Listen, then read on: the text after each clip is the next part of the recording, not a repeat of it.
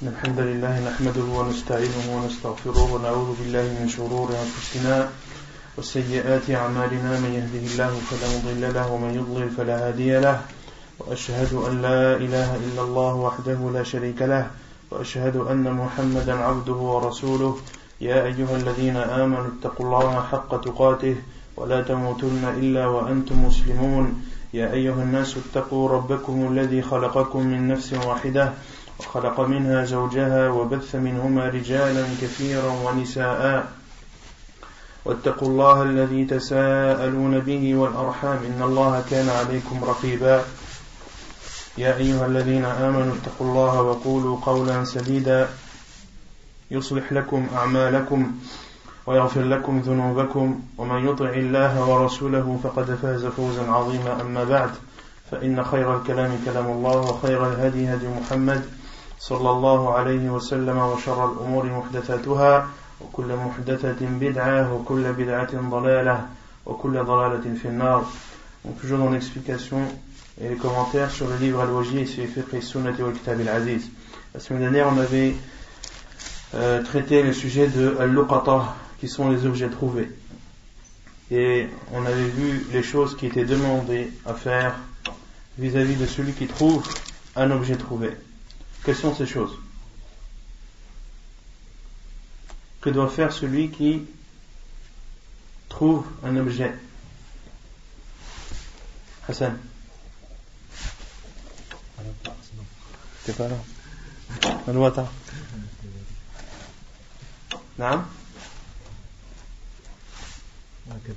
أنت كذلك على قدر. Que doit faire une personne qui trouve un objet? Il le prend. Non? Il le prend. Est-ce qu'il doit le prendre ou pas? Il y a trois avis, il y a trois jugements. Non? Il y a un jugement qui dit qu'il peut le prendre s'il voit qu'il y a un danger pour l'objet. Non, donc certains savants disent qu'il doit le prendre si l'objet risque quelque chose, soit il a été perdu dans un endroit où il y a des voleurs ou un endroit où il y a des personnes malhonnêtes. Non, dans ce cas-là, il doit le prendre. Il ne faut pas qu'il soit tenté par l'objet. Non, et il faut qu'il recherche non. son propriétaire. Et il faut que donc le premier avis qui est qu'il ne le prend pas. Certains savants disent qu'il ne le prend pas car rien n'équivaut à la tranquillité. Et l'autre avis est le fait que cela est préférable à condition que la personne soit sûre de ne pas être tentée par cet objet. Et également qu'il doit le faire connaître. Il doit faire connaître cet objet et il doit être sûr qu'il ne sera pas tenté par cet objet, surtout si c'est un objet de valeur. Et le troisième avis, donc ce sont les trois avis là. Ensuite, que doit faire celui qui trouve l'objet trouvé?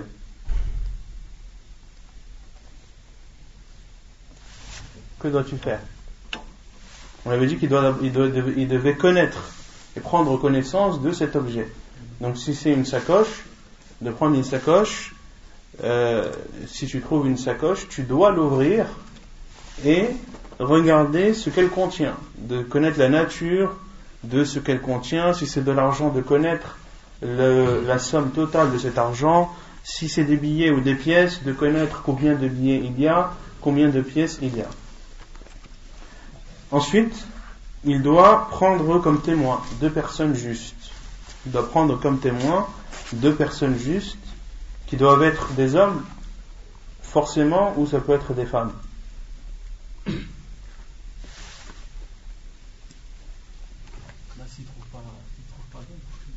Non, le professeur Hassan a dit Dawa adlin ou da adlin. Et ici le professeur Hassan a utilisé le duel masculin. Car s'il avait utilisé le duel féminin, il aurait dit Dawatay adlin.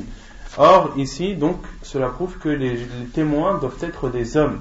Et si il n'y a pas d'homme, ou s'il n'y a qu'un homme, alors c'est un homme et deux femmes. Et s'il n'y a pas d'homme, alors ce doit être 4 femmes. Non. Et il doit faire connaître cet objet pendant une durée d'1 an. On avait dit qu'il devait diffusé cette information comme quoi il avait trouvé un objet sans donner trop de détails dans les endroits de fréquentation, comme les marchés, comme à la sortie des mosquées, etc. Et on avait cité les hadiths à ce sujet, le hadith de Suwayd ibn Rafalah, qui a trouvé une sacoche et qui est parti voir le prophète sallallahu alayhi wa sallam, qui lui a dit de le faire connaître un an. Et à la fin, le prophète sallallahu alayhi wa sallam lui a dit ihfad wi'a'aha wa 'adadaha wa wika'aha. Apprends, c'est-à-dire connais et apprends par cœur la sacoche, la matière dont elle est constituée. Il faut que tu connaisses également le montant d'argent qu'elle contient. Wahfad wika'aha, wa wika'aha, c'est-à-dire la façon dans laquelle elle a été attachée, c'est-à-dire le filet ou la corde ou le cordon qui sert de fermeture à cette sacoche ou à cette bourse d'argent, afin de pouvoir questionner par la suite celui qui prétend en être le propriétaire, de lui poser le plus de questions possibles, à savoir comment il est cette sacoche, comment est-ce qu'elle était fermée, est-ce qu'il y avait un nœud ou deux, etc. etc. Ensuite, donc ça c'est concernant les objets, et on avait parlé également des animaux. Donc les animaux, lorsqu'ils sont perdus, est-ce qu'ils sont appelés al-luqata? Non? On les appelle ad-dalla, l'animal perdu.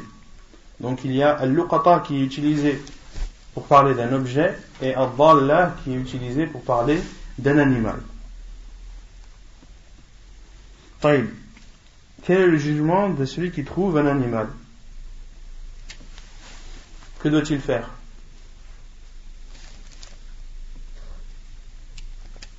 Al-Salam, que doit-il faire? Non? Déjà, est-ce que tu as le droit de prendre un animal perdu?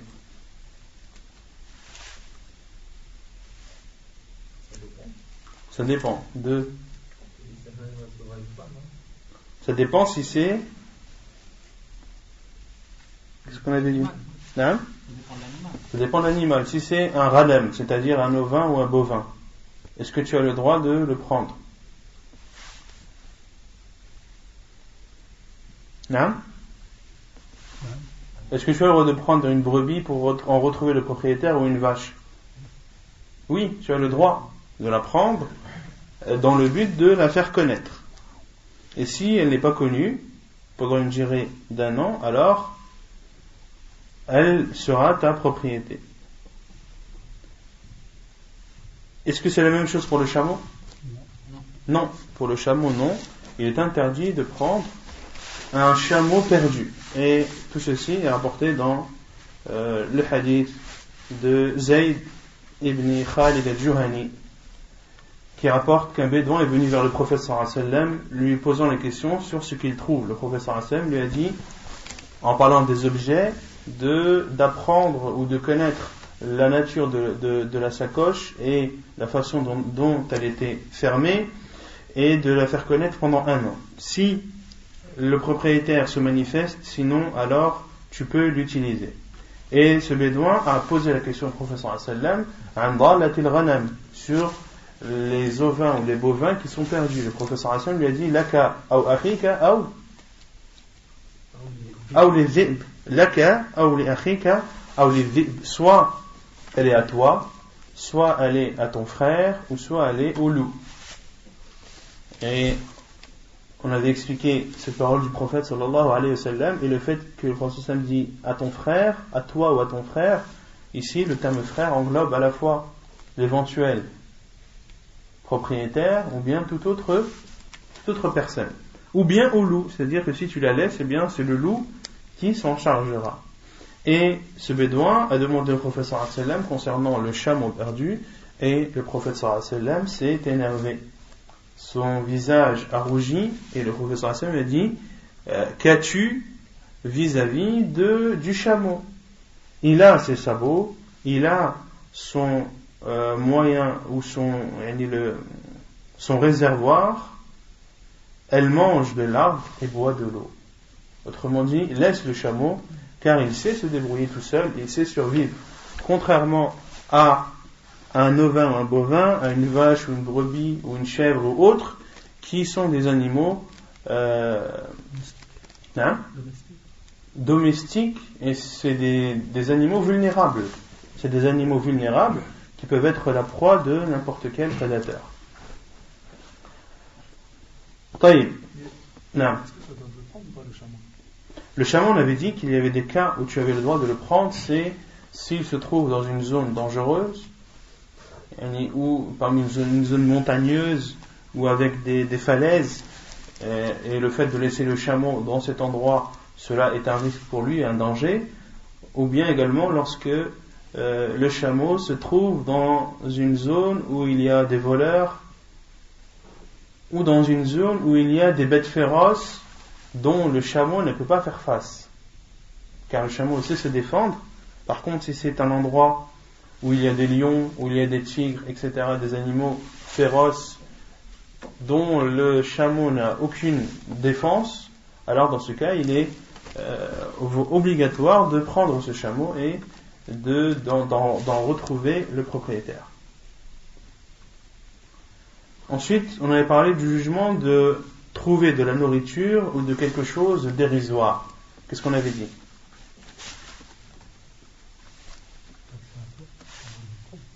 Que lorsque tu trouves une nourriture, tu as le droit de la consommer sans en rechercher le propriétaire. Et également, lorsque tu trouves quelque chose de dérisoire.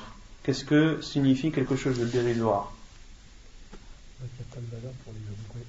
Non, personne qui n'a pas de valeur chez les gens de catégorie moyenne. C'est-à-dire, pourquoi les catégories moyennes? Non, parce que pour un pauvre ça peut valoir beaucoup, et pour un riche ça ne peut valoir rien du tout. Donc, pour cela que les savants ont défini quelque chose de dérisoire, c'est-à-dire quelque chose qui n'a pas de valeur chez les gens qui sont ni riches ni pauvres. Et on avait donné des exemples, ça pouvait être une pièce de 5 centimes ou un stylo ou autre. Il y a quelque chose que la personne de classe moyenne, lorsqu'elle la perd, elle ne veut même pas la rechercher, elle ne veut même pas essayer de retrouver cette chose tant qu'elle n'a pas de valeur. Ensuite, on avait parlé de l'uqtatul haram. L'uqtatul haram, qui est l'objet trouvé dans la terre sainte. Quel est le jugement?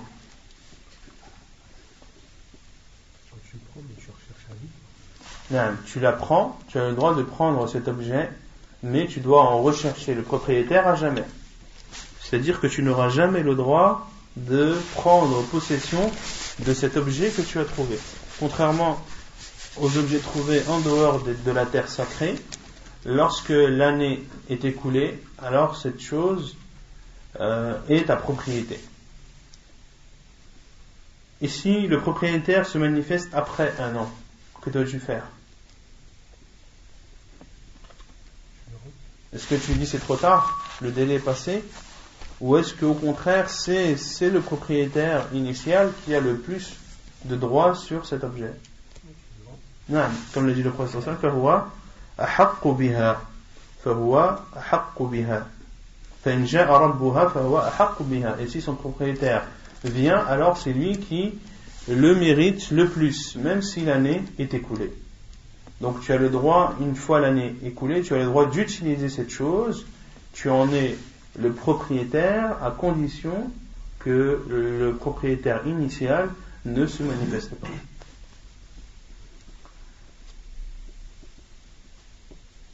Et on avait cité le hadith du prophète sallallahu alayhi wa sallam, naha an luqatatil hajj, que le prophète sallallahu alayhi wa sallam a interdit l'objet trouvé du pèlerin. Qu'est-ce qu'on avait dit à ce sujet, sur ce hadith?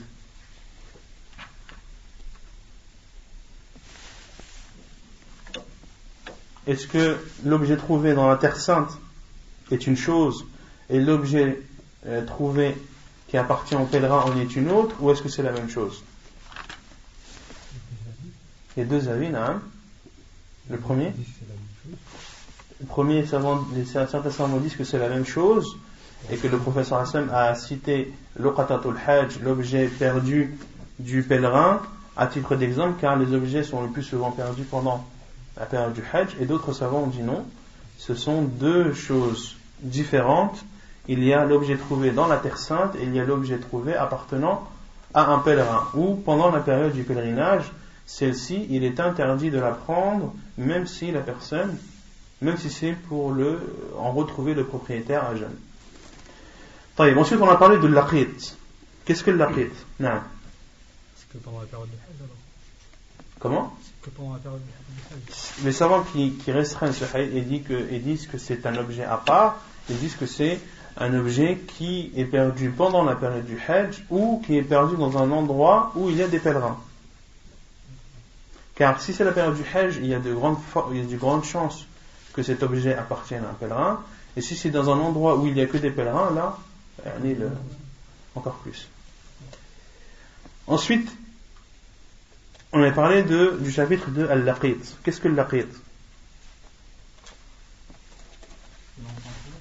C'est l'enfant trouvé. Naam.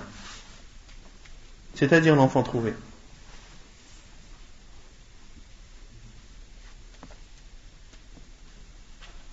Est-ce qu'un enfant trouvé comme ça dans la rue, c'est un enfant trouvé?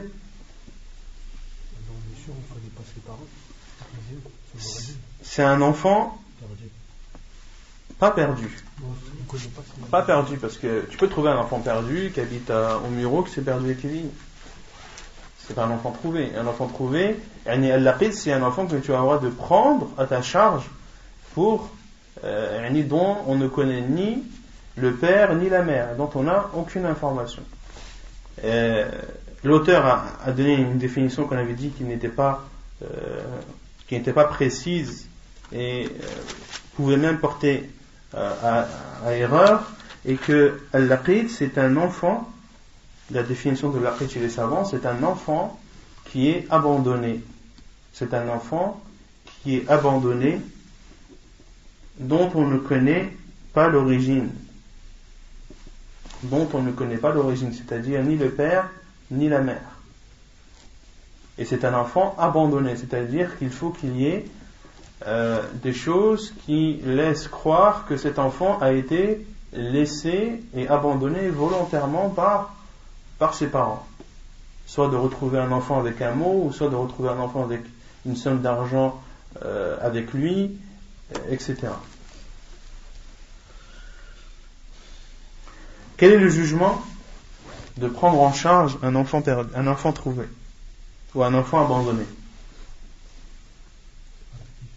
C'est un fard kifaya, c'est-à-dire c'est une obligation qui, lorsqu'elle est prise en charge par une partie des musulmans, l'obligation est exempte pour le reste des musulmans.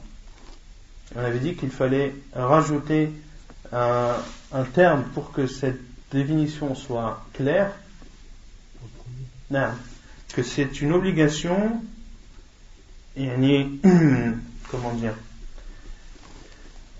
qui incombe à une partie des musulmans, mais qui concerne la première personne qui l'a trouvé.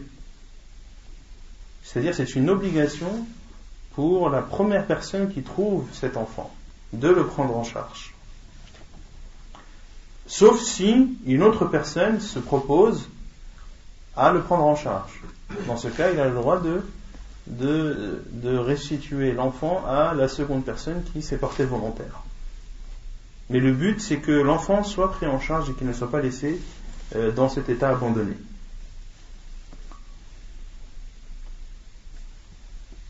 Concernant le jugement de cet enfant, à savoir est-ce qu'il est musulman ou non, est-ce qu'il est considéré comme libre ou non, et qui doit prendre en charge ou qui doit subvenir à ses besoins. Déjà, est-ce qu'on considère qu'il est musulman ou pas? Hein? L'auteur dit, s'il est trouvé dans un pays musulman, alors on considère qu'il est musulman. Et d'autres savants ont dit que s'il est trouvé dans un pays non musulman, alors qu'il est considéré comme non musulman. Et d'autres savants ont dit qu'il est considéré musulman, qu'il soit trouvé dans un pays musulman ou non? Quel est l'avis al-rajih? Le dernier qawl, c'est qu'il est musulman dans tous les cas. Qu'il soit trouvé dans un pays musulman ou non. Non? Premier, deuxième, non? C'est un enfant, mais il y a le hadith du prophète sallallahu alayhi wa sallam, كل مولود يولد على الفطرة فأبواه يهودانه أو ينصرانه أو يمجسانه. Tout nouveau-né naît musulman, et ce sont ses parents qui font de lui un juif, un chrétien ou un mage. Donc s'il est trouvé dans un pays non musulman, il y a de fortes chances que ses parents soient non musulmans, donc il suit la religion de ses parents. Donc c'est l'avis des savants qui disent que lorsqu'il est trouvé dans un pays non musulman, il est considéré comme non musulman. Et les autres savants ont dit non. On dit à partir du moment où il a été abandonné, donc tout lien est rompu entre lui et ses parents. À la fois les liens de parenté et tous les jugements qui découlent de ces liens de parenté, à savoir le fait qu'il suit la religion de ses parents. Donc il considère que à partir du moment où il est abandonné et qu'on ne connaît ni le père ni la mère, cet enfant retourne à la fitra qui est l'islam. Et que ce qui pouvait le lier à ses parents en termes de lien de parenté ou de religion est rompu. Donc il retourne à l'origine qui est l'islam. Et c'est l'avis de Cheikh Ibn Uthaymin rahimahullah ta'ala. Concernant qui subvient à ses besoins, s'il a de l'argent, c'est-à-dire si ceux qui l'ont abandonné ont laissé avec lui de l'argent, alors on doit utiliser cet argent pour subvenir à ses besoins. Sinon, qui doit en prendre la charge? Celui qui le recueille.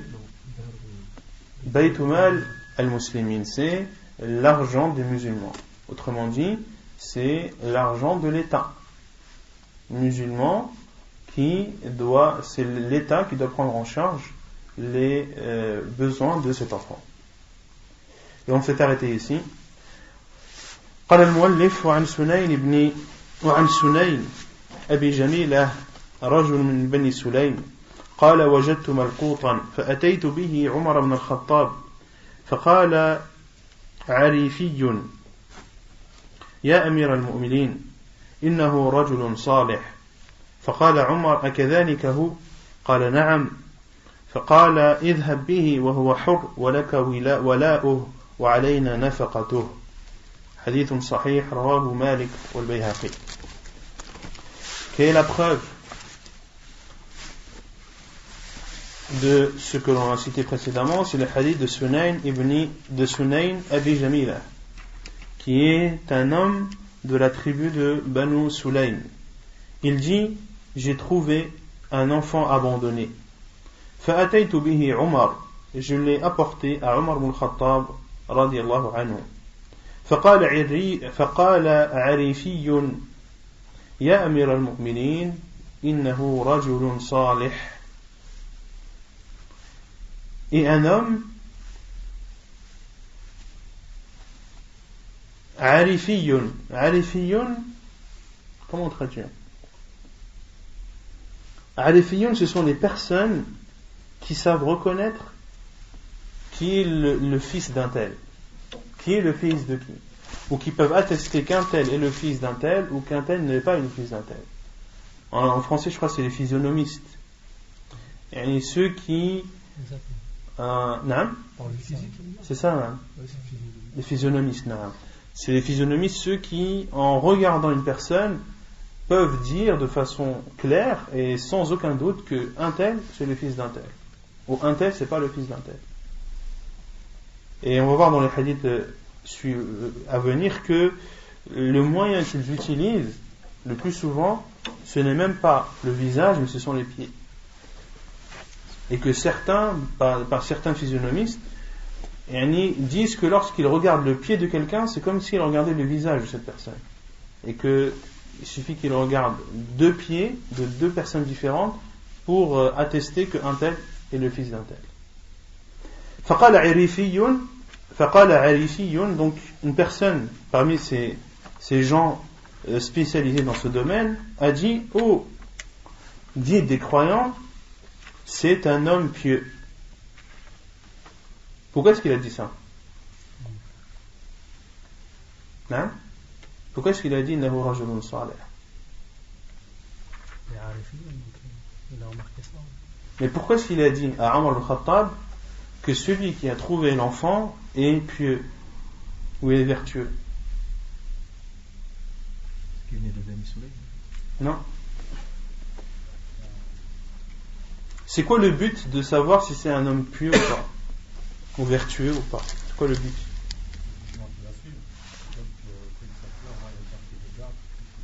Non. Non. Déjà, si le physionomiste a donné ce jugement, à savoir que cet homme est pieux, yani, qui a sollicité le physionomiste? Il est venu comme ça dans l'histoire? Non. C'est Omar al-Khattab. Et pourquoi est-ce que Omar al-Khattab a sollicité cet homme?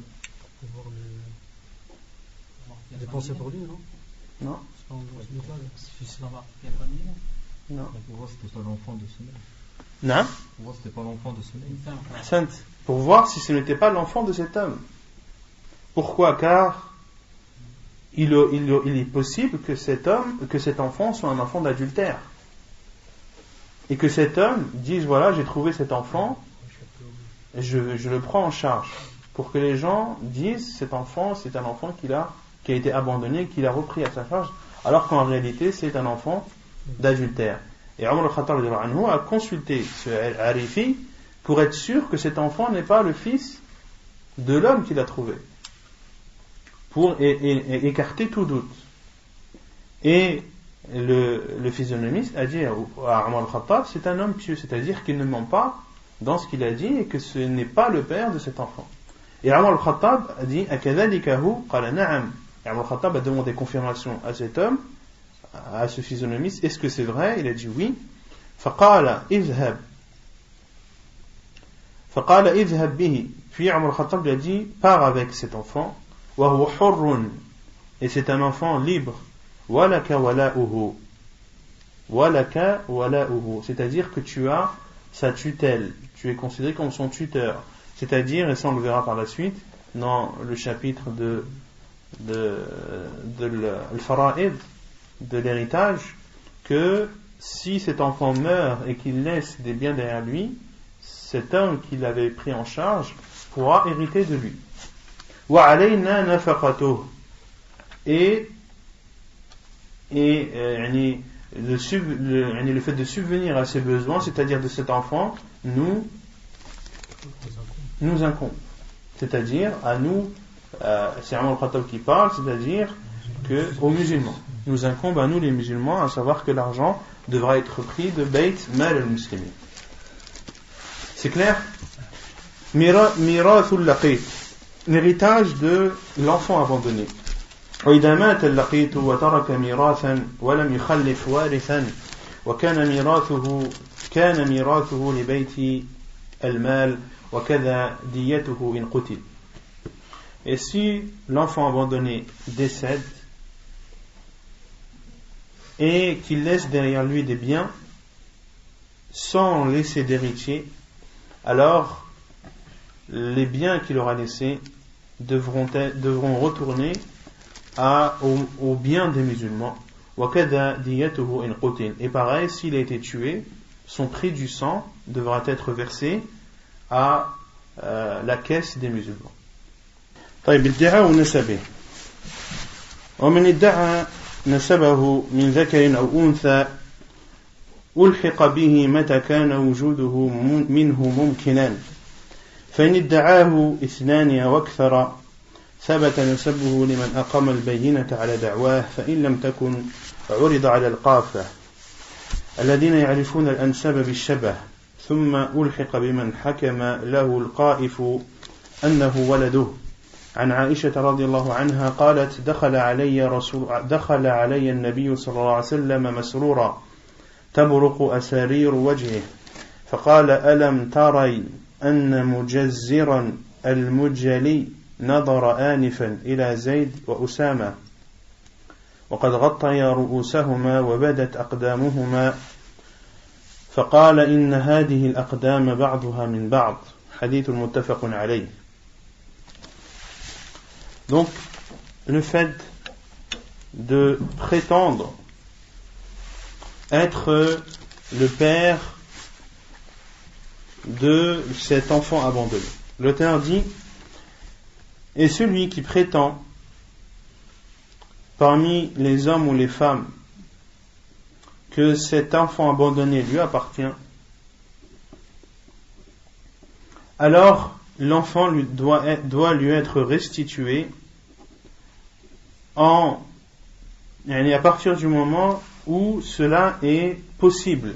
C'est-à-dire que ce que cette personne prétend est vraisemblable, c'est-à-dire que tous les éléments sont là pour appuyer et pour prouver que cet homme ou cette femme est bien le père ou la mère de cet enfant. Et si deux personnes prétendent toutes les deux être le père ou la mère de cet enfant ou plus que deux, alors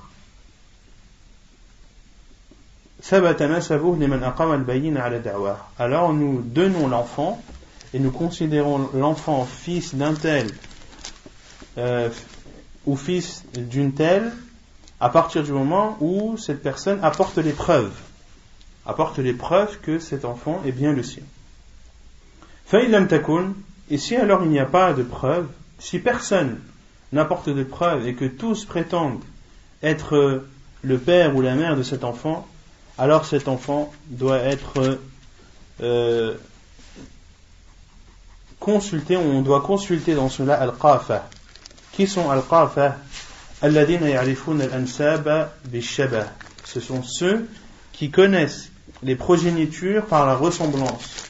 Thumma ulhiqa biman hakama lahu al-qa'ifu annahu waladuhu. Puis l'enfant devra être donné à celui que cette personne, c'est-à-dire ce physionomiste, aura jugé comme étant son père ou son fils.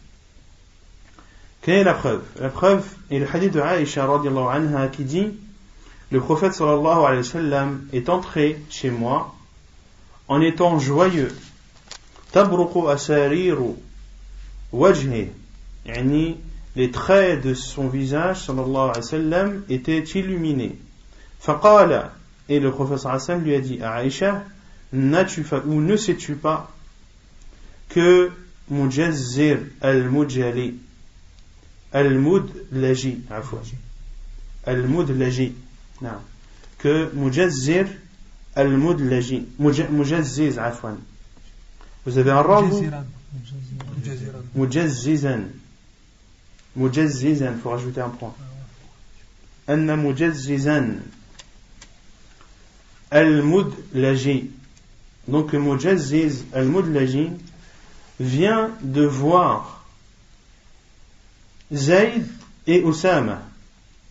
Zayd, qui est Zayd?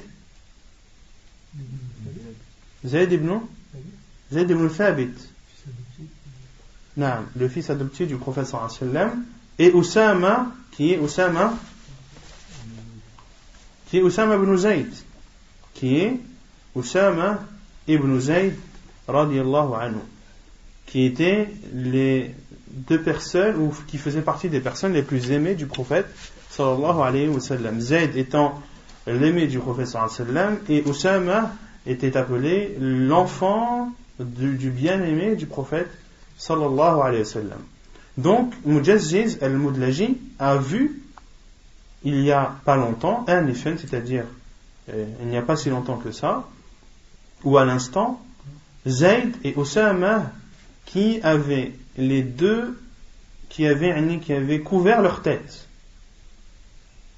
وَبَدَتْ أَقْدَامُهُمَا, et leurs pieds, en laissant apparaître leurs pieds. Et dans d'autres hadiths, Oussama et Zayd dormaient dans la mosquée et ils ont couvert leur tête pendant leur semelle. Et Mujazziz a vu les pieds de Oussama et de Zayd Et a dit Inna hadihi al-aqdama ba'duha min ba'd. Ces pieds proviennent les uns des autres. Ou ces pieds sont issus les uns des autres. Autrement dit, que un tel est le fils d'un tel, ou que un tel est le père d'un tel. Pourquoi est-ce que le prophète sallallahu alayhi wa sallam était content d'apprendre cette nouvelle?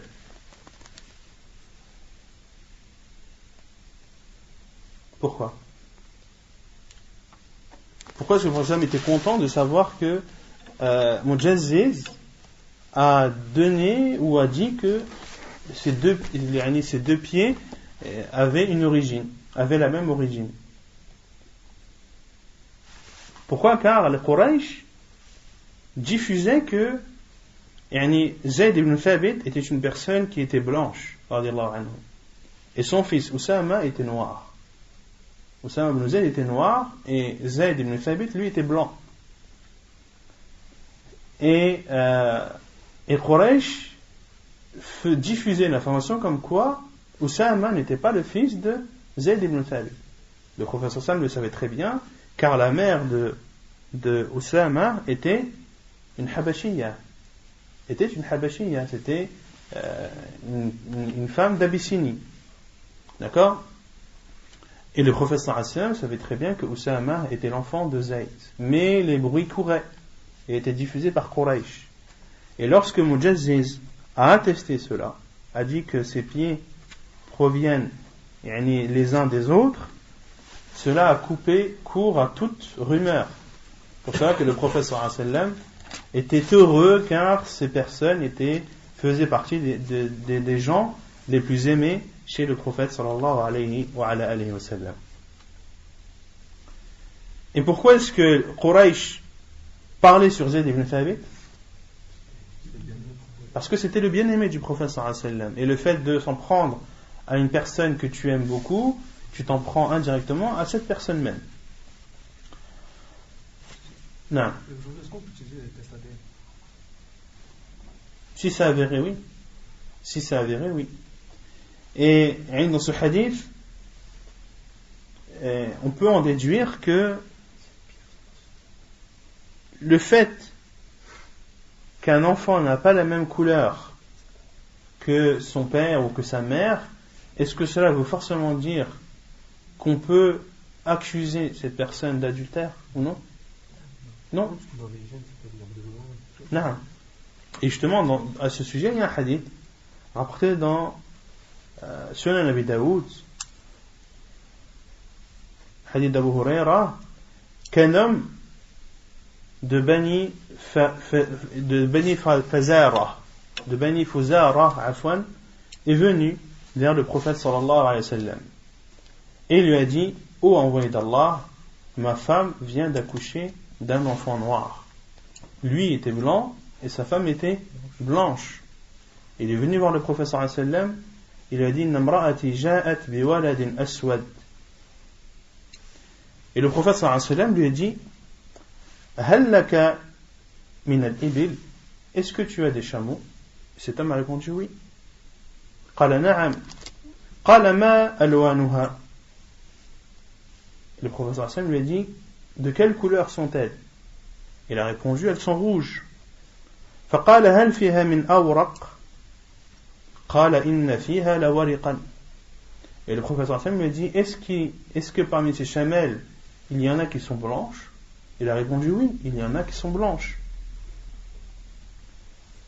قال فأنا تراه وقد عسى أن يكون قال فأنا تراه. Et le prophète sallallahu alayhi wa sallam lui a dit: à ton avis, d'où provient cette divergence? Le fait que toutes tes chamelles sont rouges et que parmi ces chamelles il y en a qui sont blanches. فقال عسى أن يكون نزعه عرق. Et cet homme a dit: peut-être que cela provient des ancêtres de ces chameaux. Cela provient des ancêtres, et cette chamelle blanche a sûrement des ancêtres qui eux aussi étaient blancs. Et le prophète sallallahu alayhi wa sallam a dit: وَهَذَا عَسَى أَنْ يَكُونَ نَزَعَهُ عِرْقٌ.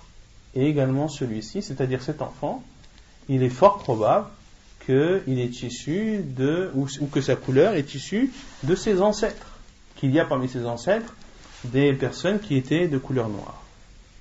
Donc dans ce hadith qui est clair et authentique, il y a une preuve que le fait que l'enfant n'ait pas la même couleur que ses parents ne veut pas forcément dire que ce n'est pas l'enfant de ses parents. طيب فإن حكم القائف أنه للاثنين ألحق بهما. Puis l'auteur dit, et si al-qaif, c'est-à-dire le physionomiste, juge qu'il appartient aux deux, alors l'enfant doit être donné aux deux. C'est-à-dire si deux hommes prétendent être le père et que le physionomiste dit que les deux sont le père, et les deux sont potentiellement les pères de cet enfant, comment est-ce que cela peut être possible?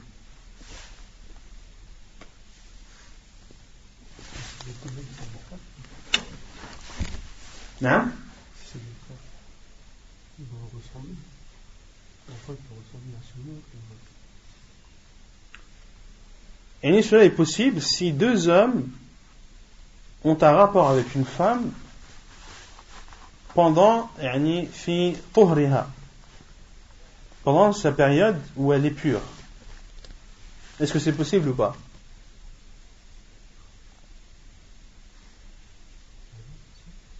Oui ou non? Quand c'est possible? Non? Non, pas dans le haram, parce qu'il y a des restes. Non. On peut supposer qu'une femme, par exemple, soit divorcée de son mari 3 fois. D'accord? Lorsqu'un homme divorce de sa femme 3 fois, où la période de Idda doit être observée? La période de Idda, la période de véduité. Il y en a une. Je l'ai oublié. Il y a une période de 3 mois, de 3 périodes de menstrues, mais à partir du moment où le divorce a été prononcé pour la 3e fois, la femme n'est plus considérée comme femme de cet homme. Mais elle doit quand même observer la période de 3 mois, de 3 menstrues. D'accord? Et supposons qu'un homme, et qu'elle se remarie sans attendre cette période. Elle a fait quelque chose d'interdit, certes, mais c'est quelque chose qui est possible. C'est quelque chose qui est possible. Et cela est aussi possible au temps du prophète sallallahu alayhi wa sallam, lorsque les gens avaient en possession un esclave. On avait dit que le fait de donner une esclave, il fallait observer une période de combien? On avait parlé de l'istibra, qui est d'1 mois. D'accord? Et certains maîtres ne respectent pas cette période. Ils ont fait un péché, mais cela n'est néanmoins pas considéré comme de l'adultère. C'est interdit, mais ce n'est pas considéré comme de l'adultère. Donc il est possible que 2 hommes aient des rapports avec une femme de façon illicite, c'est clair, sans pour autant être considérés comme de l'adultère. Sans être considérés comme de l'adultère. Donc ici, l'auteur dit, lorsque le qaif, le physionomiste, dit que les deux sont le père de cet enfant, alors l'enfant doit être donné à ces 2 personnes. فعن سليمان ابن يسار عن عمر في امرأة وطأها رجلان في طهر فقال القائف قد اشترك فيه جميعا فجعله عمر بينهما. Et selon Sulayman ibn Yasar, selon Omar, qu'une femme qui a eu des rapports avec 2 hommes dans la même période de pureté. فقال القائف, et le qaif, le physionomiste, a dit قد اشترك فيه جميعا, les 2 ont leur part dans cet enfant. فجعله عمر بينهما, et Omar a donné l'enfant à ces 2 personnes. Et donc ça, c'est l'avis de Omar al-Khattab anhu, et c'est l'avis également de la plupart des savants. Quant à l'imam Shafi'i rahimahullah, et par la suite à l'imam Ibn al-Qayyim rahimahullah, on dit que cela est impossible. Il est impossible qu'un enfant ait deux pères, même si le qa'if, même si le physionomiste atteste cela. Et c'est ce que la médecine a confirmé, qu'un homme ne peut pas avoir deux pères et qu'il n'est constitué que d'un spermatozoïde et non pas de deux. Donc l'avis de l'imam Shafi'i rahimahullah, et c'est également l'avis de l'imam Ibn al-Qayyim, et Ar-Rajih incha'Allah, c'est ce que a rendu fort le Cheikh Ibn Uthaymin rahimahullah, en disant que il est impossible qu'un enfant ait deux pères, et que si le qa'if, le physionomiste atteste cela, il faut utiliser d'autres moyens, surtout les moyens récents à notre époque, comme les tests de paternité ou autres, qui sont des moyens qui sont jugés crédibles, à condition que les personnes qui font ces tests soient des personnes crédibles, que ce ne soient pas des personnes malhonnêtes ou qui falsifieraient des tests. Donc si les tests sont révélés crédibles et que les personnes qui ont fait ces tests sont des personnes de confiance, alors ils peuvent être considérés pour attester de la paternité d'une personne ou d'une autre. Al-Hiba, Bab al-Hiba. Ensuite le chapitre de la donation. تعريفها الهبة بكسر الهاء وتخفيف الباء الموحدة هي تمليك الإنسان ما له لغيره في الحياة بلا عوض. La définition de al-hiba, de la donation, c'est le fait de donner, qu'une personne donne son bien de son vivant sans contrepartie à une autre personne.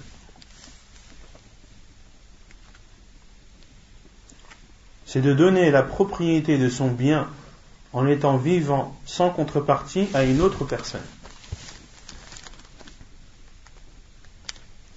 وفي اللغة الهبة مشتق من الهبوب من هبوب الريح. Et en langue arabe, al-hiba vient du terme hubub ar-rih, le fait que le vent passe et traverse, car en général lorsque le vent traverse, il apporte du bien, d'où le terme hiba. At-tahrid alayha, l'encouragement de la donation. عن أبي هريرة رضي الله عنه عن النبي صلى الله عليه وسلم قال: يا نساء المسلمات لا تحقرن جارة لجارتها ولو فرس نشاه حديث متفق عليه. وعنه أن النبي صلى الله عليه وسلم قال: تهادوا تحابوا حديث حسن رواه البيهقي. Donc l'encouragement de la donation, l'épreuve, c'est le hadith d'Abu Huraira radiallahu anhu qui rapporte d'après le prophète sallallahu alayhi wa sallam qu'il a dit: ô vous les femmes musulmanes, la tahqiranna jaratun li jaratiha walaw firsa nashah, qu'une femme ne minimise pas la donation qu'elle pourrait faire à sa voisine, walaw firsa nashah, ne serait-ce que le pied d'une brebis. Ne serait-ce que le pied d'une brebis. Ou le sabot d'une... Les chameaux, hein, on peut pas dire, les brebis et les moutons, on ne peut pas dire qu'ils ont des sabots. Non, t'as la patte et t'as le pied. T'as la patte et t'as le pied. Non, c'est ce qui ressemble à un sabot mais qui n'en est pas un. Sinon ça s'appelle un pied. Ils appellent ça un pied pour les moutons. Le pied du mouton. Mais quand tu le vois, ça ressemble à un sabot mais ça n'en est pas un. Et en général, le pied du mouton, c'est ce qui est donné comme exemple pour parler de quelque chose de dérisoire, quelque chose qui n'a pas de valeur, et c'est peut-être même ce qui a le moins de valeur chez un brebis ou un mouton. il y a dans ce hadith l'encouragement d'être bienfaisant vis-à-vis de ses voisins. Pourquoi est-ce qu'il est bien et recommandé en islam d'avoir de bonnes relations avec ses voisins? Pourquoi? Non, mais ce sont les personnes qui sont les plus proches de toi et celles qui pourront t'apporter des bénéfices. Et si tu t'entends bien avec ton voisin et que c'est un musulman pieux, il n'hésitera pas à ordonner le bien et à interdire le mal vis-à-vis de toi. Et également, et c'est ce qui fait partie des bénéfices les plus importants que tu peux tirer de ton voisin, c'est le fait qu'il te protège et qu'il protège ta maison si tu n'es pas là. D'accord? Et également, le fait d'être bienfaisant vers son voisin permet d'atteindre une foi complète. Comme a dit le prophète sallallahu alayhi wa sallam, la yu'minu ahadukum hatta man kana yu'minu billahi wal yawmil akhir falyukrim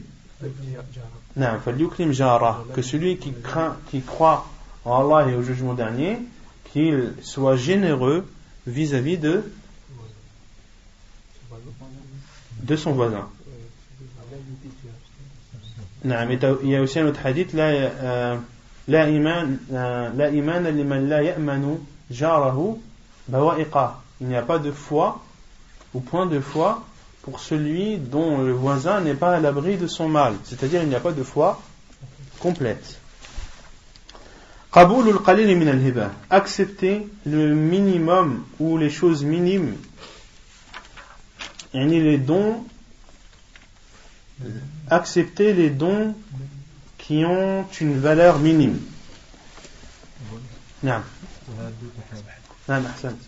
Et donc l'autre hadith du prophète sallallahu alayhi wa sallam, qui est le hadith connu, tahadaw tahabbu.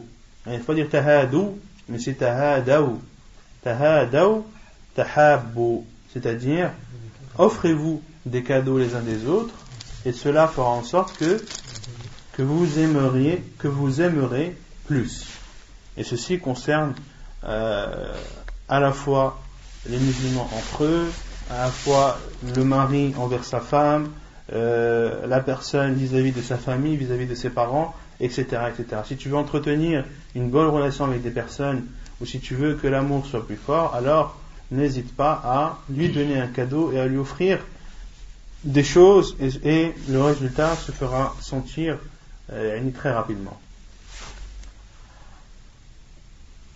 Donc le chapitre d'accepter le cadeau même s'il est minime. عن أبي هريرة رضي الله عنه عن النبي صلى الله عليه وسلم قال لو دعيت إلى ذراع أو كراع لأجبت ولو أهدي إلي ذراع أو كراع لقبلت. حديث صحيح رواه البخاري. Selon Abu Hurayra رضي الله عنه, le prophète صلى الله عليه وسلم a dit, si j'étais invité إلى ذراع أو كراع, à une patte ou à un pied, j'aurais accepté, c'est-à-dire l'invitation. Et s'il m'est offert une patte ou un pied, la qabiltu, je l'aurais accepté. Une patte, c'est-à-dire non, mais pour un animal. On ne va pas offrir un avant-bras humain. C'est l'avant-bras d'ira concernant un animal, c'est la patte. C'est la patte et ce qu'il y a au-dessus. En gros, c'est un gigot. On peut dire que c'est un gigot avec sa patte. Ou bien le pied, c'est-à-dire ce qu'il y a de plus dérisoire. Donc ici le professeur Sam a dit qu'on m'invite en me proposant à manger quelque chose qui a de valeur ou quelque chose qui n'a pas de valeur, la ajabtu, j'accepterai et je répondrai favorablement à cette invitation. Et donc concernant l'invitation, ici le professeur sallam, cela prouve sa modestie, que le professeur sallam ne se faisait pas inviter uniquement par les personnes riches, contrairement à notre époque où les personnes qui sont réputées, qui ont de l'importance, qui ont des grades, ne se font inviter que par les personnes qui sont du même niveau qu'elles. Le professeur sallam, non, il ne refusait l'invitation de personne, que ce soit un riche ou que ce soit un pauvre, ou qu'on lui propose à manger un gigot ou un pied. Pareil pour les cadeaux, le professeur sallam acceptait tous les cadeaux, même les plus minimes. Et il a dit, et s'il m'est donné une patte ou bien un pied, je l'accepterai. Mala yuraddu min al-hadiyya, ce qui ne doit pas être refusé parmi les cadeaux. An Azra ibn Thabit al-Ansari قال حدثني ثمامة بن عبد الله قال دخلت عليه فناولني طيبا رحمك الله قال كان أنس رضي الله عنه لا يرد الطيب قال وزعم أنس أن النبي صلى الله عليه وسلم كان لا يرد الطيب وعن ابن عمر قال قال رسول الله صلى الله عليه وسلم ثلاث لا ترد الوسائد والدهن واللبن حديث حسن رواه الترمذي. Et selon Azra ibn Thabit al-Ansari, il dit que Thamam ibn Abdillah lui a rapporté qu'il est rentré chez lui fanawalani triban, et qu'il lui a donné ou qu'il lui a proposé de, donc c'est Thamam ibn Abdillah qui est rentré chez qui? Chez qui?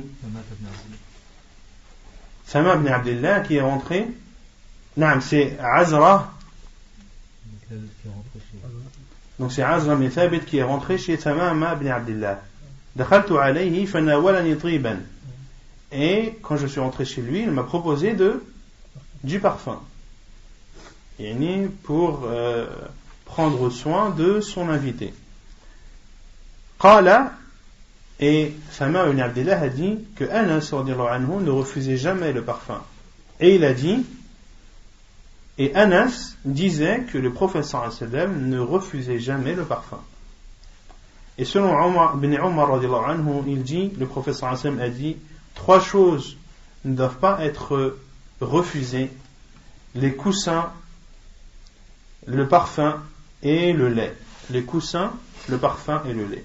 Al-wasa'id, c'est jam'u wisada. Donc si tu es invité chez quelqu'un et qu'il te propose des coussins pour que tu sois à ton aise, ne le refuse pas.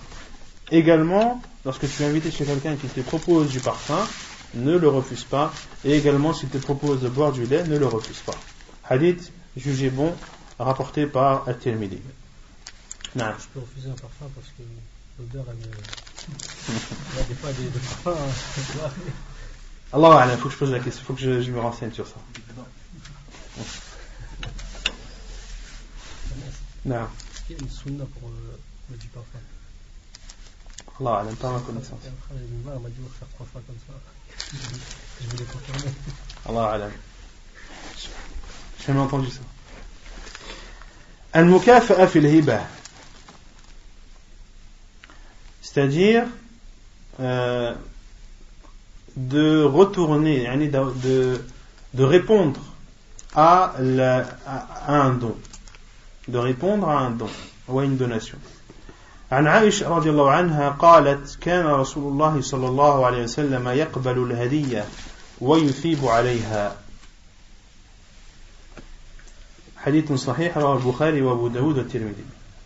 Selon Aïcha رضي الله عنها, elle dit que le prophète صلى الله عليه وسلم acceptait les cadeaux et qu'il récompensait, c'est-à-dire qu'il donnait en récompense un autre cadeau. Dans ce hadith,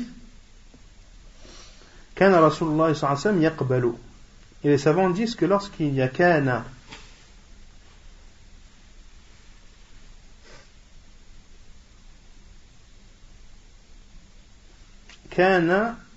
qui a son khabar qui est mudari'.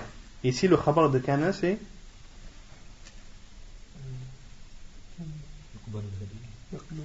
kana, le khabar de kana c'est yaqbalu. C'est yaqbalu. Donc ici yaqbalu c'est un fi'l qui est mudari'. Et les savants disent que lorsque kana un khabar qui est mudari', cela signifie ad-dawam. يعني يدل على الدوام غالبا لا دائما. Et ceci prouve que c'est quelque chose que le prophète sallallahu alayhi wa sallam faisait très souvent, mais pas tout le temps. Que le prophète sallallahu alayhi wa sallam faisait très souvent, mais pas tout le temps. Et ça c'est important car certains pensent que lorsque le khabar de kana c'est mudari', cela signifie que tu dois tout le temps faire la chose. Non. Tu la fais le plus souvent, le plus fréquemment possible, mais pas tout le temps. Yaqbalu al-hadiyya. Le professeur Sam acceptait le cadeau. Mais le souvent, c'est dans le fait de rendre ou d'accepter. Non, d'accepter là. C'est pas de donner la récompense. Non, d'accepter. Yaqbalu al-hadiyya. Pas obligé de prendre tout le temps le cadeau. Justement, parce que si tu dis que c'est tout le temps, c'est-à-dire que tu dois accepter tout le temps les cadeaux, quelle que soit la nature de ces cadeaux. Non, Mais le fait de dire que le professeur sallam l'acceptait le plus souvent, mais pas tout le temps, ça veut dire qu'il y a des fois où le professeur sallam n'acceptait pas les cadeaux. Et on verra par la suite quels sont ces cas où la personne ne doit pas accepter les cadeaux.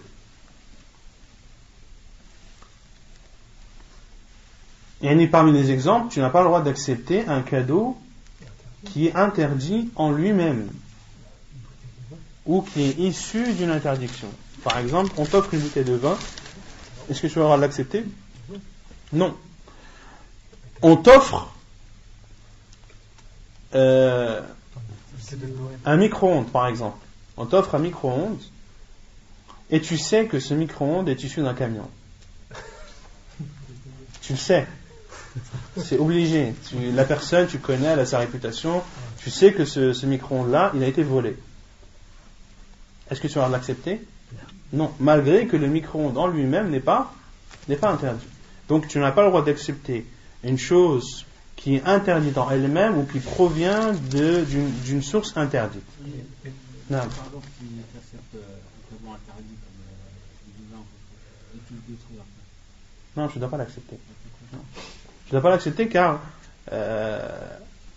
parmi les 10 qui sont maudits, hamiluha, que les 10 qui sont maudits dans l'alcool, que l'alcool est maudit et 10, qu'il y a celui qui la porte et celui vers qui tu la portes. Donc le simple fait de prendre une bouteille de vin sans la boire ni quoi que ce soit, le simple fait de la porter est interdit en islam. Ça veut dire que les cadeaux halal, tu dois tous les accepter. Les cadeaux halal, tu dois les accepter. Non. Ça ressemble un peu à la corruption. Un petit cadeau, c'était un juge et tu vois. Bah justement, il y a un chapitre sur ça.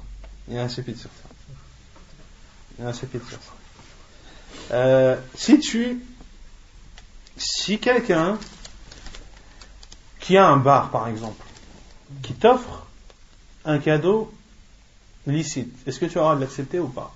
Ouais. Non. C'est issu de cet argent. Il l'a acheté dans un magasin avec la facture. Mais son argent est haram.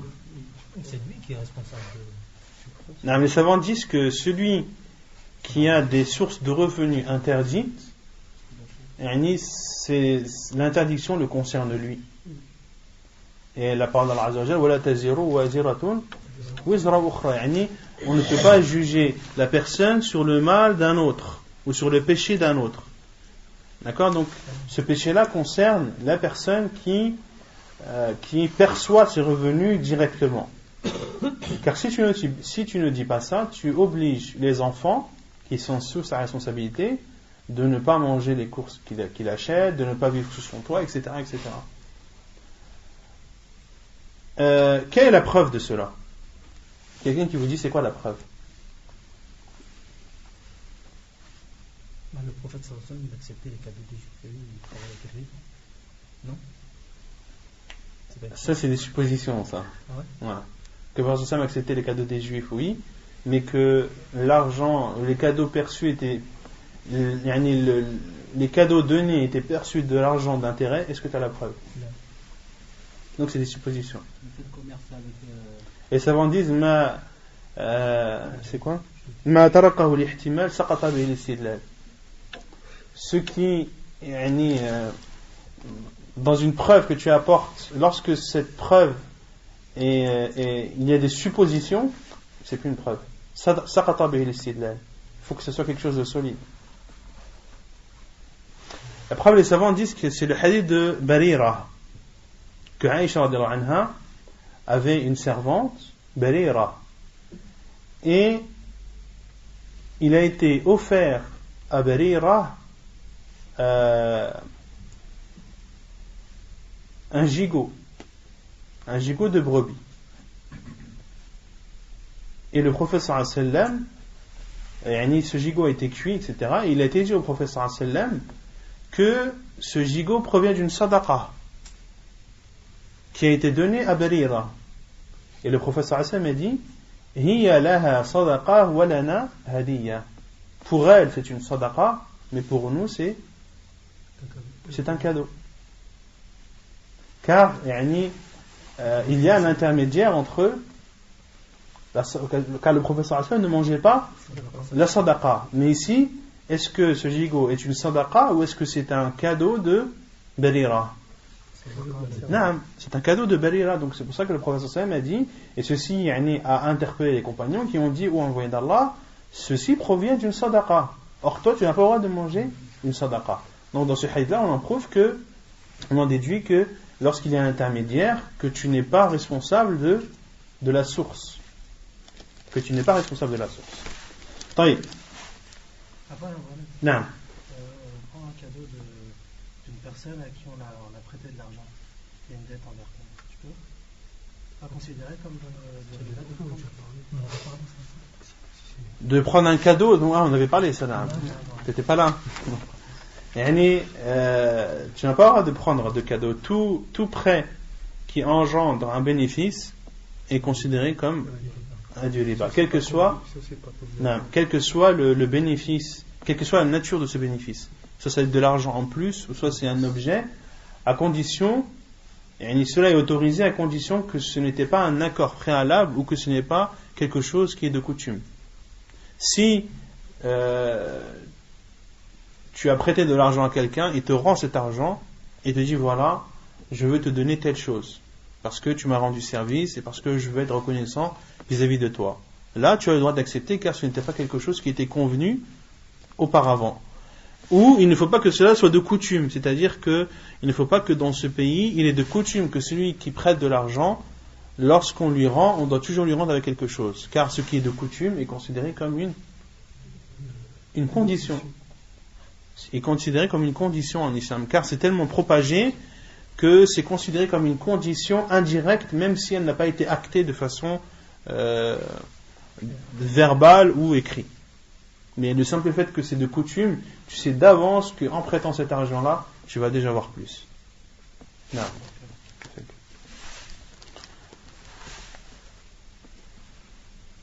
Et le prophète sallallahu alayhi wa sallam récompensait lorsqu'on lui donnait un cadeau. Est-ce que la deuxième partie, ça rentre dans les chevaux aussi?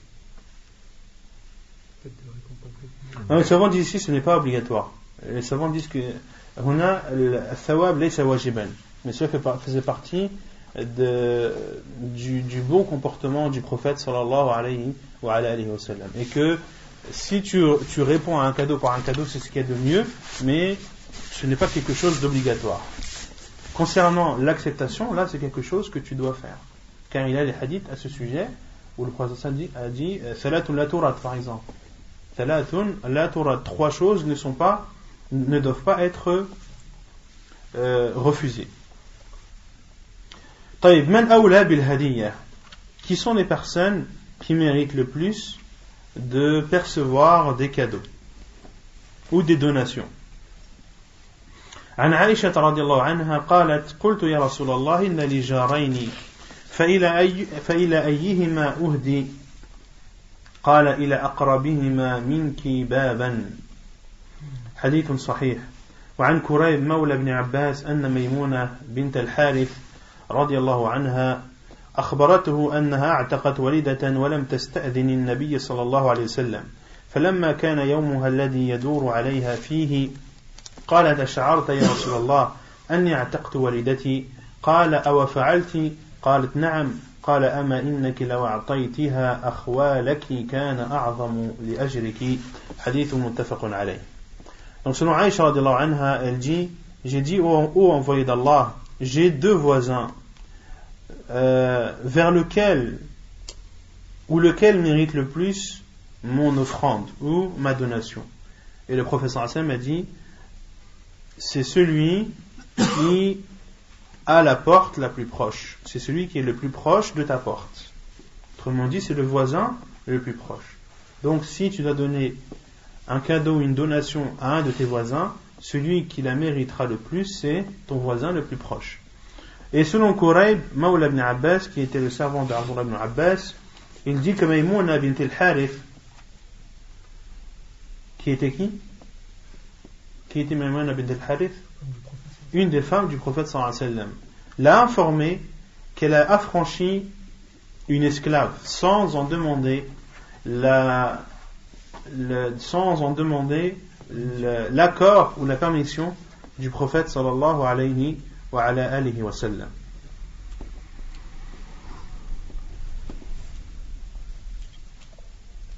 فلما كان يومها, et lorsque son jour est arrivé, c'est-à-dire le jour où le prophète sallallahu alayhi wa sallam était chez elle, elle a dit: Ô envoyé d'Allah, n'as-tu pas remarqué que j'ai affranchi mon esclave?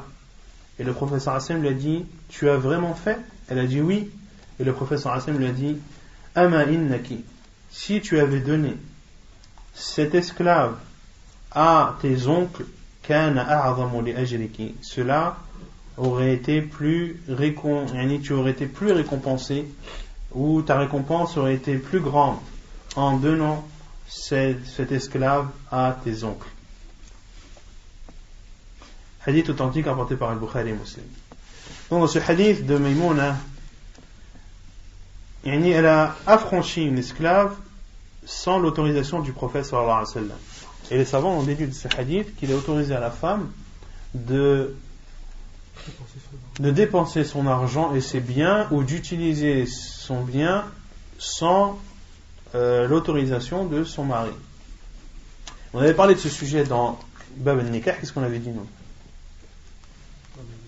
Sauf si elle fait des dépenses testées avec lui. Non, on avait dit que parmi les droits du mari, c'est que sa femme ne devait dépenser qu'avec son accord.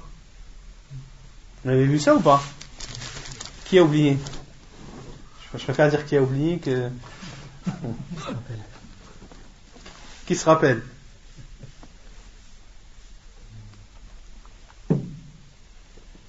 ليس للمرأة أن تنتهك شيئا من مالها إلا بإذن من زوجها. Il n'appartient pas à une femme d'utiliser son argent sans l'accord de son mari. Hadith qui est jugé bon par Cheikh Al-Albani rahimahullah. Et justement, ce hadith est sujet à divergence. La plupart des savants le considèrent comme étant faible. Et ils disent que la femme a le droit d'utiliser son argent même sans la permission de son mari. Et la preuve, c'est le hadith de Maïmouna, qui est lui rapporté dans le Bukhari et Muslim. Il est rapporté dans le Bukhari et Muslim, et elle a affranchi, c'est-à-dire qu'elle a utilisé un de ses biens sans avoir l'autorisation de son mari, qui était l'envoyé d'Allah sallallahu alayhi wa sallam, et le prophète sallallahu alayhi wa sallam ne lui a pas fait de réprimande, et ne lui a pas fait de reproche, ne lui a pas dit pourquoi est-ce que tu as fait ceci, tu ne m'as pas demandé l'autorisation, etc., etc. Donc c'est l'avis de la plupart des savants, à savoir qu'une femme a le droit d'utiliser son bien sans l'autorisation de son mari. Puis elle a dit au prophète sallallahu alayhi wa sallam: n'as-tu pas remarqué que j'ai affranchi mon esclave ou ma servante? Il a répondu: as-tu vraiment fait? Elle a dit oui. Et le prophète sallallahu alayhi wa sallam lui a dit: si tu l'avais donné à tes oncles, ta récompense aurait été plus grande. Pourquoi est-ce que le prophète sallallahu alayhi wa sallam lui a dit cela?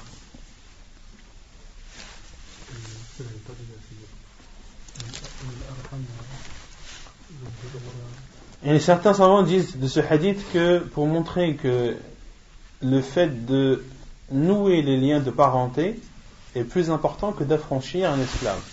Et d'autres savants ont dit non, affranchir un esclave est mieux que est plus récompensé que de nouer les liens de parenté.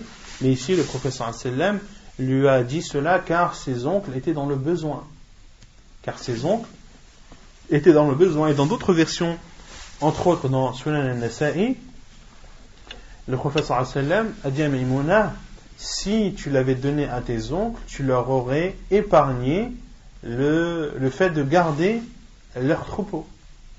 Tu leur aurais épargné le fardeau de garder les troupeaux. D'accord, donc c'est l'avis de certains savants qui ont dit que ceci est justifié par le fait que sa famille était dans le besoin.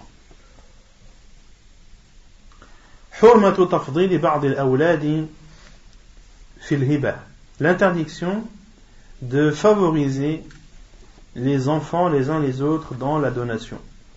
عن النعمان بن بشير قال تصدق علي أبي ببعض ماله فقالت أمي عمرة بنت رواحة لا أرضى حتى تشهد رسول الله صلى الله عليه وسلم فانطلق أبي إلى النبي صلى الله عليه وسلم ليشهده على صدقتي فقال له رسول الله صلى الله عليه وسلم أفعلت هذا بولدك كلهم؟ قال لا. قال اتقوا الله واعدلوا في أولادكم فرجع أبي فرد تلك الصدقة. وفي رواية قال فلا تشهدني إذن فإني لا أشهد على جور. وفي رواية ثم قال أيسرك أن يكونوا إليك في البر سواء؟ قال بلى. قال فلا إذن. حديث متفق عليه. Selon Nu'man ibn Bashir, radiyallahu anhu, il dit que mon père m'a donné en aumône, tasaddaqa alayya abi bi ba'd mali, de certains de ses biens. Qui était le père de Nu'man ibn Bashir? Bashir ibn Sa'd. Son père était Bashir ibn Sa'd. Bi ba'd mali, il lui a donné en aumône une partie de ses biens. Et dans d'autres hadiths authentiques, ahda ilayya ghulaman, que son père lui a donné un servant ou un esclave. فقالت أمي عمرة بنت رواحة, et ma mère qui est Amra bint Rawaha, qui est la sœur de Abdullah ibn Rawaha radiyallahu anhu, a dit La arda, je n'accepte pas jusqu'à ce que tu prennes comme témoin le prophète, l'envoyé d'Allah sallallahu alayhi wa alayhi wa sallam. Pourquoi est-ce qu'elle n'a pas accepté? Parce que c'est injuste. Et ici, pourquoi est-ce que Nu'man ibn Bashir a dit ma mère Amra bint Rawaha? Pourquoi est-ce qu'il a précisé? Parce que Bashir ibn Sa'd avait plusieurs femmes. Avait plusieurs femmes et Nu'man ibn Bashir était l'enfant issu du mariage entre Bashir ibn Sa'd et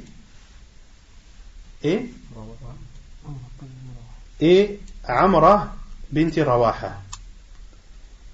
Et sa mère n'était pas d'accord sur cette donation, car elle avait peur que les autres enfants n'acceptent pas et fassent des représailles à son fils, en disant, ou en le considérant comme étant le fils à papa, le chouchou de son père, qui lui a donné un tel, et nous, il ne nous a rien donné. Elle a donc dit à son mari qu'elle n'acceptait pas cela, jusqu'à ce qu'il prenne comme témoin l'envoyé d'Allah sallallahu alayhi wa sallam. Donc, Nu'man ibn Bashir a dit فَانْطَلَقَ أَبِي إِلَى النَّبِي صلى الله عليه وسلم. Mon père alors, c'est-à-dire Bashir ibn Sa'd, est parti voir le prophète sallallahu alayhi wa sallam pour le prendre comme témoin ala sadaqati, sur ma donation. Ala sadaqati man. Là c'est un Nu'man ibn Bashir qui dit ala sadaqati, sur mon aumône. Mais qui a donné en aumône? Son père. Pourquoi est-ce qu'il a dit mon aumône? Non? Quand tu dis mon cadeau, comment est-ce que tu peux comprendre mon cadeau? C'est mon cadeau. C'est à toi après. Non. Mon cadeau. Non. Mon cadeau. C'est peut-être celui que j'ai offert, mais c'est aussi celui que j'ai reçu. Ça dépend du contexte. Si c'est la personne qui a reçu qui dit mon cadeau, le fait de dire mon cadeau, ça peut vouloir dire les deux choses, tout dépend du contexte, tout dépend qui l'a dit. Si c'est celui qui a donné qui dit mon cadeau, c'est-à-dire que c'est sa donation, et si c'est celui qui a reçu qui dit mon cadeau, c'est-à-dire ce qu'il a reçu. Et ici c'est Nu'man ibn Bashir qui dit mon aumône, autrement dit ce qu'il a reçu comme aumône de son père. فقال له, et le prophète sallallahu alayhi wa sallam lui a dit, c'est-à-dire à son père Bashir ibn Sa'd, أفعلت هذا بولدك كلهم, as-tu fait cela avec l'ensemble de tes enfants? Il a dit non. قال, le prophète sallallahu alayhi wa sallam a dit, craignez Allah, wa'adilu fi awladikum, et soyez juste envers vos enfants. Faraja'a abi, et mon père est retourné. Faradda tilka sadaqa, et il a repris cette aumône. Et dans une version, qala, qui a dit? Non, le prophète sallallahu alayhi wa sallam. Fala tushhidni idan, ne me prends donc pas comme témoin alors, fa inni la ashhadu ala jawr, car je ne témoigne pas dans quelque chose de mal. Dans une version, lorsque Bashir ibn Sa'd a dit non, je n'ai pas fait la même chose avec l'ensemble de mes enfants, le professeur Hassan lui a dit dans une version, ne me prends donc pas comme témoin, car je ne témoigne pas dans les choses mal. Et dans une autre version, le professeur Hassan lui a dit, ayasurruka an yakunu ilayka fil birri sawa, aimerais-tu, ou le fait, ne serais-tu pas joyeux et heureux qu'ils soient tous bienfaisants envers toi? Il a répondu oui. Qala fala idan, donc non. Donc non, tu n'as pas le droit. Comme tu aimes qu'ils soient tous bienfaisants vis-à-vis de toi, alors tu dois toi aussi être équitable et juste dans les donations que tu leur fais. Fala idan, donc ne donne pas cet enfant ou cet esclave à ton fils, An-Nu'man ibn Bashir. Hadith authentique rapporté par Al-Bukhari et Muslim. لا يحل لأحد أن يرجع في هبته ولا أن يشتريها. Il est interdit à quiconque de revenir sur sa donation ou de l'acheter. ولا أن يشتريها, il faut rajouter le an. عن ابن عباس رضي الله عنهما قال قال النبي صلى الله عليه وسلم ليس لنا مثل السوء الذي يعود في هبته كالكلب يرجع في قيئه. وعن زيد ابن أسلم عن أبيه سمعت عمر بن الخطاب رضي الله عنه يقول حملت على فرس في سبيل الله فأضاعه الذي كان عنده فأردت أن أشتريه منه وظننت أنه بايعه برخص أو برخص فسألت عن ذلك النبي صلى الله عليه وسلم فقال لا تشتره وإن أعطاكه بدرهم واحد فإن العائد في صدقته كالكلب يعود في قيئه. حديث متفق عليه. Selon Abdullah ibn Abbas, qu'Allah l'a agréé, il dit, le prophète sallallahu alayhi wa sallam a dit, ليس لنا مثل السوء. ليس لنا مثل, يعني مثل أي صفة, والسوء هو العيب والنقص. يعني nous n'avons pas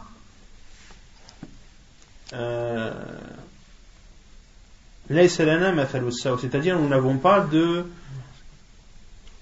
défauts qui nous caractérisent. Nous n'avons pas de défauts qui nous caractérisent. Autrement dit, le professeur Hassan parle des musulmans. C'est-à-dire que nous, les musulmans, qui sommes soumis à Allah subhanahu wa ta'ala, nous ne sommes pas caractérisés par des défauts, ou par bil'aib, ou par des par des défauts, ou par des comportements bas.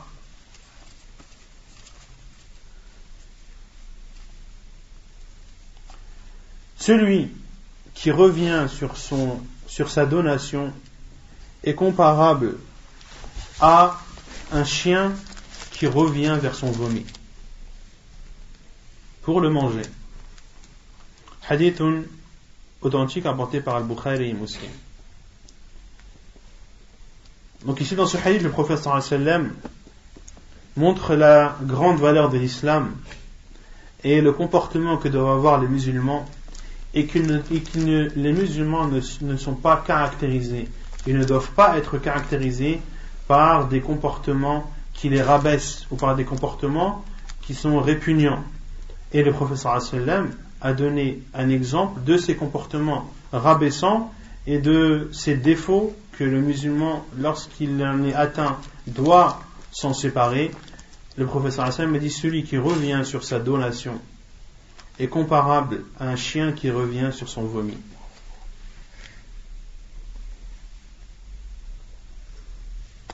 Et c'est quoi le proverbe français? Le chien qui revient. Le chien revient à son vomissement comme le sot à sa bêtise, un truc comme ça? Non? Vous connaissez pas? Non? Taïb. Donc ici, dans ce hadith, il y a l'interdiction de revenir sur un don. Lorsque tu donnes quelque chose, tu n'as pas le droit de demander à le récupérer. Et ici, les savants disent que cela est interdit lorsque le don a été pris. Lorsque ce que tu as donné a été pris par la personne à qui tu l'as offert.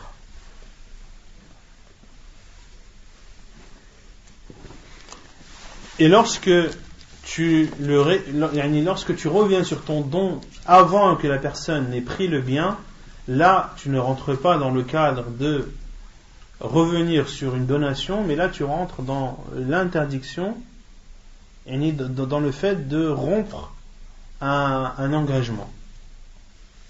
Et rompre un engagement en islam, c'est interdit ou déconseillé? Certains savants disent que c'est déconseillé. Et d'autres savants disent que c'est interdit. Car Allah subhanahu wa ta'ala dit وَأَوْفُوا بِالْعَهْدِ إِنَّ الْعَهْدَ كَانَ مَسْئُولًا. Et prenez vos engagements ou allez au bout de vos engagements, car vous serez questionné sur ces engagements. Ya ayyuhalladhina amanu awfu bil uqud. Ou vous qui avez cru, awfu bil uqud. C'est-à-dire lorsque vous concluez un pacte, respectez-le. Et le fait de dire à quelqu'un je te donne telle chose, c'est bon, Inch'Allah, à la maison j'ai un livre, je te l'offre. Demain, Inch'Allah, je te l'apporte. Le lendemain, non, en fin de compte, je suis revenu, je te le donne plus. Je préfère le garder. Ici, tu ne rentres pas dans le hadith de ce que celui qui revient sur sa donation est comme le chien qui revient à son vomissement, mais tu rentres dans le verset وَأَوْفُوا بِالْعُقُودِ وَأَوْفُوا بِالْعَهْدِ. D'accord? Et si tu reviens sur le livre que tu as donné après que la personne l'ait pris, là tu rentres dans ce hadith où tu es comparable à un chien.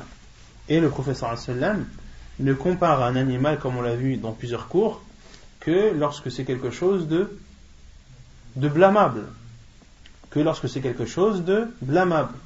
Le professeur sallam a interdit de prier comme prie un chien, ou de s'allonger comme s'allonge une bête féroce, etc., etc. Ou de prier comme un corbeau, un naqri ghurab, qui se lève et qui se prosterne et qui se relève sans faire l'itmi'nan. On avait vu que l'itmi'nan, le fait d'être serein et tranquille dans sa prière, faisait partie des piliers de celle-ci.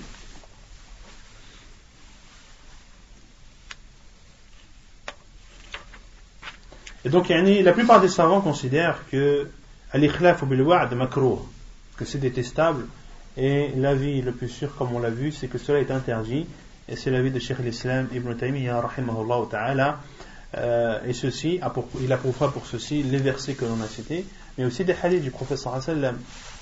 Parmi les caractéristiques de l'hypocrite, il y a Ida wa'ada akhlaf. Ida wa'ada akhlaf, lorsqu'il promet, il revient sur sa promesse, ou lorsqu'il s'engage, il revient sur son engagement. Taïb. Et selon Zayd, le second hadith, selon Zayd ibn Aslam, donc ici, l'auteur a dit qu'il est interdit de revenir sur sa donation, et il est interdit également de l'acheter. Donc la preuve qu'il est interdit de revenir, c'est le hadith de Abdullah ibn Abbas, et la preuve qu'il est interdit d'acheter sa donation, c'est le hadith de Zayd ibn Aslam selon son père qui dit qu'il a entendu Omar ibn Khattab radiyallahu anhu dire Hamaltu ala farasin fi sabilillah. Hamaltu rajulan ay tasaddaqtu ala rajulin bi faras. C'est-à-dire que Omar al-Khattab a donné un cheval à un homme afin qu'il l'utilise dans le combat dans le sentier d'Allah subhanahu wa ta'ala. فأضاعه الذي كان عنده. Et celui qui l'avait en sa possession, c'est-à-dire celui à qui Omar al-Khattab l'a donné, أضاعه, c'est-à-dire أي أهمله وضعف الفرس, c'est-à-dire qu'il ne s'est pas bien occupé de ce cheval et qu'il ne l'a pas traité comme il le fallait, autrement dit qu'il ne l'a pas nourri comme il aurait fallu le nourrir, qu'il ne l'a pas entretenu, et du coup le cheval s'est retrouvé affaibli. فأردت أن أشتريه منه. Et Omar al-Khattab a dit, et j'ai voulu le racheter de lui, racheter le cheval que Omar al-Khattab a lui-même donné à cet homme. وظننت أن بيعه برخص. Et j'étais sûr qu'il allait me le vendre à bas prix. Et dhanna, est-ce qu'il peut, yani dhanna, que signifie dhanna? La pensée, la supposée. C'est le doute. Adhan, c'est le doute, yani la supposition. Mais pas tout le temps. Adhan peut aussi vouloir dire al-yaqin. Quelle est la preuve?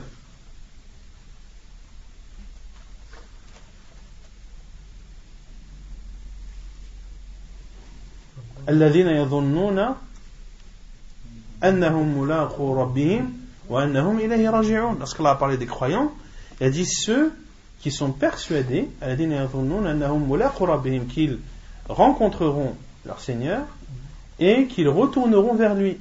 Est-ce que les croyants ont seulement une suspicion qu'ils vont rencontrer Allah et qu'ils retourneront vers lui, ou est-ce que c'est une certitude pour eux? C'est une certitude. Donc dhanna vient selon le contexte, soit il signifie une suspicion, un doute, ou soit il signifie une certitude. Et ici c'est une certitude. Et ici Omar al-Khattab était sûr que cet homme allait lui vendre à bas prix. Pourquoi? D'une part, mais aussi parce que le cheval était affaibli. Il ne l'avait pas donné dans le même état il n'est plus dans le même état qu'il avait donné à Omar al-Khattab. Et Omar al-Khattab, malgré cela, a voulu demander au prophète sallallahu alayhi wa sallam pour écarter tout doute. Et il a donc demandé au prophète sallallahu alayhi wa sallam, qui lui a dit la tashtari, ne l'achète pas, n'achète pas ce cheval. Wa in a'taykahu bi dirhamin wahid, même s'il te le donne pour 1 dirham. Fa innal 'aida fi sadaqatihi kal kalbi ya'udu fi qay'ihi, car celui qui revient sur son aumône est comparable à un chien qui revient sur son vomissement. Donc il est interdit d'acheter ce que tu as donné. Pourquoi? Est-ce que celui qui achète ce qu'il a donné est comparable au chien qui revient sur son vomissement? Autrement dit, cela revient à revenir sur ta donation. Pourquoi? Car la plupart du temps, tu vas le racheter à un prix inférieur. Pourquoi? Car la personne à qui tu l'as donné aura honte de te le vendre au prix du marché. C'est-à-dire que tu me l'as donné, je ne vais pas te le revendre au prix fort, je te le vends à moitié prix. Ça ne se fait pas vis-à-vis de toi, tu me l'as donné à la base, je ne vais pas me faire 100% de bénéfice. Donc dans tous les cas, le prix sera inférieur, et en regardant la chose de façon générale, tu reviens, cela sera comparable à revenir sur une partie de ta donation. Si tu as donné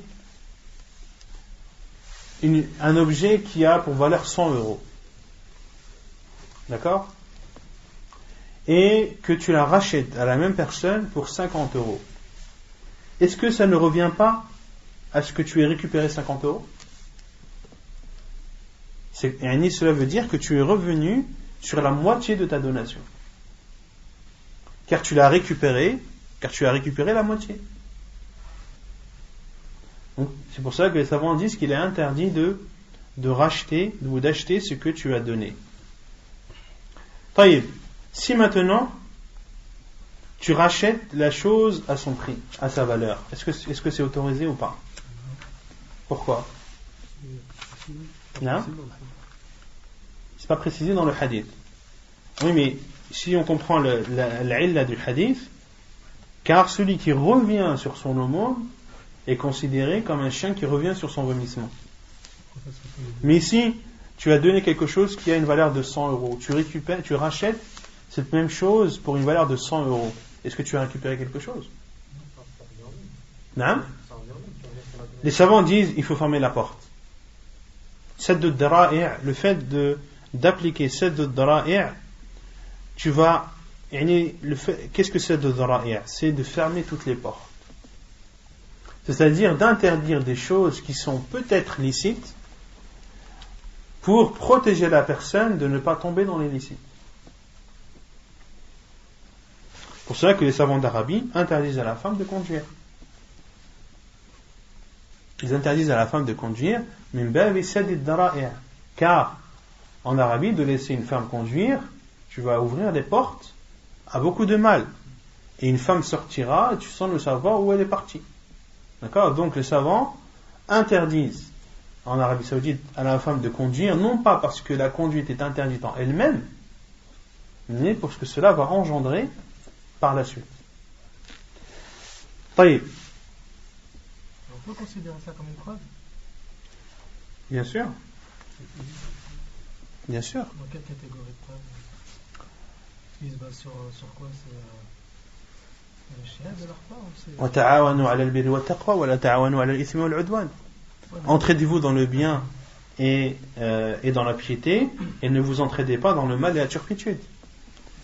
Et toi, sachant que en laissant une femme conduire, eh bien, il va y avoir des phénomènes qui vont apparaître dans ton pays, des femmes qui vont partir ou qui vont pouvoir concrétiser d'éventuels rendez-vous qui auparavant ne pouvaient pas, car la femme ne pourra pas sortir sans accompagner d'un homme, et le fait de la laisser conduire seule, ça veut dire qu'elle peut se déplacer toute seule sans que personne ne sache où elle est partie, ou elle peut même dire qu'elle est partie à tel endroit alors qu'elle va dans un autre. Donc le fait que tu sais qu'en donnant une autorisation, tu vas créer un mal dans la société, et le fait de dire oui, tu vas aider au mal. Donc la preuve c'est ça, la preuve c'est le fait de s'entraider sur le bien et la piété, et de ne pas s'entraider dans le mal et la turpitude. La plupart des savants considèrent que la femme, il est autorisé à la femme de conduire. Cheikh Al-Albani dit que la femme, il est autorisé de conduire, et qu'au temps du professeur sallam, les femmes montaient les chameaux, etc., etc. Mais après, le cas de l'Arabie Saoudite, c'est des mesures préventives. C'est plus une mesure préventive que des preuves dans le Coran et dans la Sunna qui interdisent le fait de conduire par la femme.